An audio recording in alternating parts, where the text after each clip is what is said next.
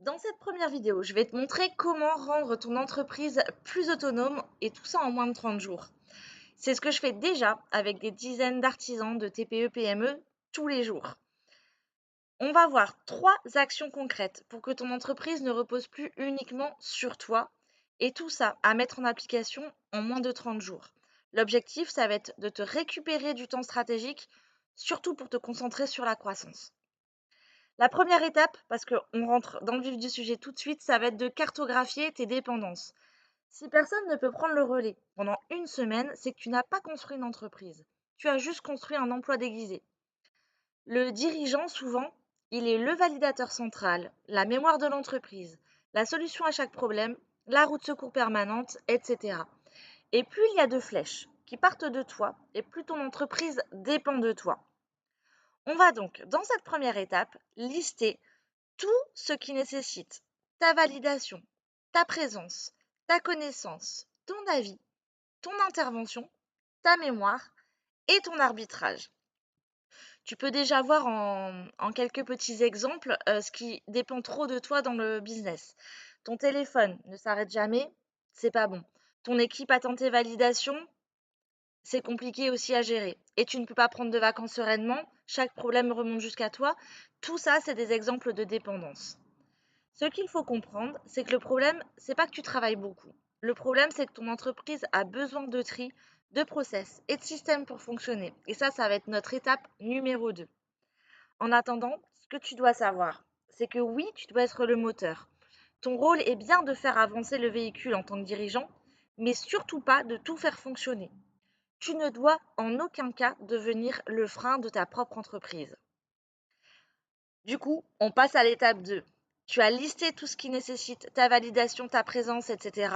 Tu as cartographié toutes les dépendances aux dirigeants.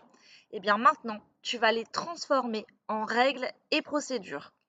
Une entreprise grandit grâce à des systèmes et pas grâce à la mémoire du dirigeant. Ce qui est dans ta tête doit sortir de ta tête. Généralement, le système classique que je vois chez les artisans, c'est que on a un problème, une question est répétée, le dirigeant répond à chaque fois à cette question. Et le problème, du coup, revient à chaque fois. Et ça crée un cercle vicieux. Il faut impérativement mettre en place un système procédural. Ça va être, tu as un problème au départ. Tu génères du coup une règle écrite. Tu vas déclencher une règle écrite par rapport au problème que tu as identifié. Cette règle écrite, ça va te créer une procédure dans ton entreprise. Et cette procédure, elle va permettre justement à l'équipe de devenir autonome. Et donc, tu répètes ce système procédural à chaque fois que tu as un nouveau problème identifié dans l'entreprise. Ça peut être un problème technique, ça peut être un problème de validation, ça peut être un problème de structure, d'organisation, d'effectifs. Eh bien, tous tes problèmes, tu vas te les lister. Les dépendances, elles doivent être toutes transformées en règles claires, en procédures simples.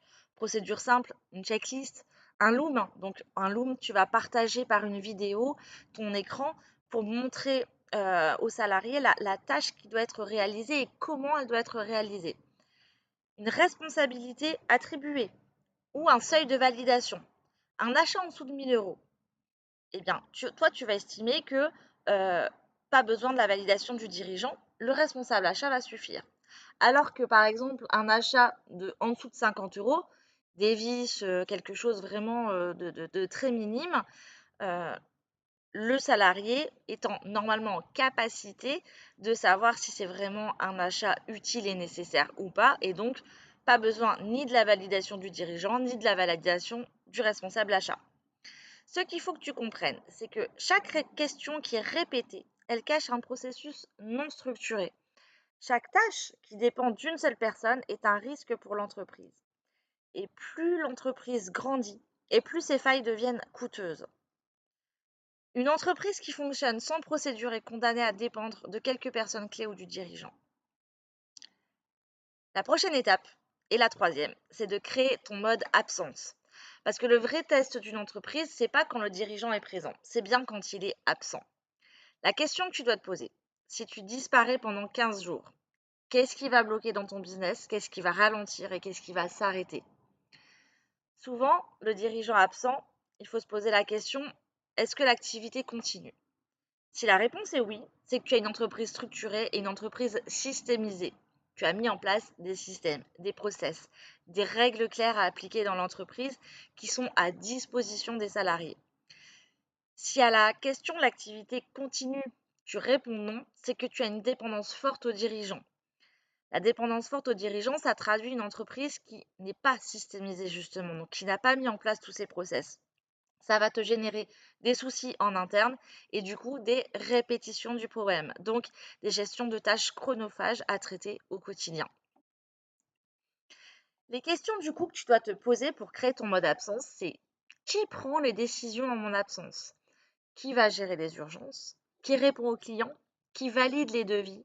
Et quelles informations sont accessibles sans moi?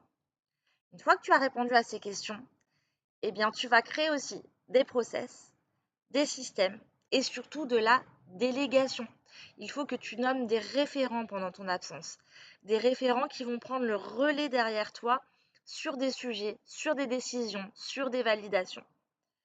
Ce qu'il faut que tu comprennes, c'est que l'objectif, c'est pas forcément de partir en vacances tout de suite et demain, même si c'est un plus, je te l'accorde. Mais l'objectif, c'est de construire une entreprise qui continue de fonctionner, même lorsque tu n'es pas là, et même en cas surtout d'absence imprévue. Si tu te sens concerné, ton problème n'est probablement pas un manque de temps, c'est un problème de structure. Et la bonne nouvelle, c'est que cela se construit. Tu vas pouvoir du coup, avec cette méthode en 3 étapes, obtenir des résultats garantis. Je te répète les étapes d'abord. On cartographie les process, on les transforme en règles et en procédures simples et on se crée un mode absence avec des référents nommés. Les résultats garantis, tu vas avoir plus de liberté, 5 heures de récupéré par semaine possible, des vacances programmables, une sérénité, donc une charge mentale divisée, un business plus mature, du coup une valeur entreprise augmentée et surtout jusqu'à 30% de sollicitations en moins en 60 jours. Ça, c'est vraiment le cœur de la douleur du dirigeant chez les TPE, PME et chez les artisans surtout. Si tu veux, réserve ton call. En 30 minutes, on va pouvoir identifier ensemble ce qui repose encore sur toi, ce qui te fait perdre du temps, ce qui bloque ton équipe, ce qui peut être structuré rapidement et les premières actions à mettre en place. Je te laisse donc scanner le QR code et prendre ton petit call de 30 minutes.